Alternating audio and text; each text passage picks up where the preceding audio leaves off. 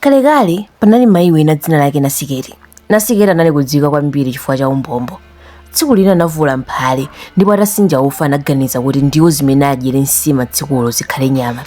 Anasinja ufa osalala bwino ndiponso anapezadi nyama yonona bwino imene anakagula pamudzi oyandikana ndi mudzi wawo. Pa nthawi ina Nasiketi analasana matsuko a mphale ija. Akumaliza kuphika nsima anamva panja munthu wina akuwodera. Poonetsetsa anaona kuti ndi mlendo amene sanali kumuyembekezera. Apa nzeru zinamuthera Nasiketi. Ananyamula nsima ndi kuyika pa mphika wa nyama uja. Kenako nkuyika mphika wa nyama ndi nsima ija pakamwa pa mtsuko umene munali matsuko uja. Tsoka ndilo nyama ndi nsima ija zinagwera m'matsuko muja. Atatuluka panja kuti akumane ndi mlendo uja. Mlendo anamuwuza kuti, "Pepani ndosakhalitsa. Ndimafuna mundigwereko madzi akumwa." Mlendo atamwa madziwo ananyamuka kumapita. Mlendo ndi mame, sachedwa kulakalika. Tisamachite nkhanza ndi alendo chifukwa sakhalitsa. Komanso umbombo umaonongetsa zambiri. Kaphuleni mbarara.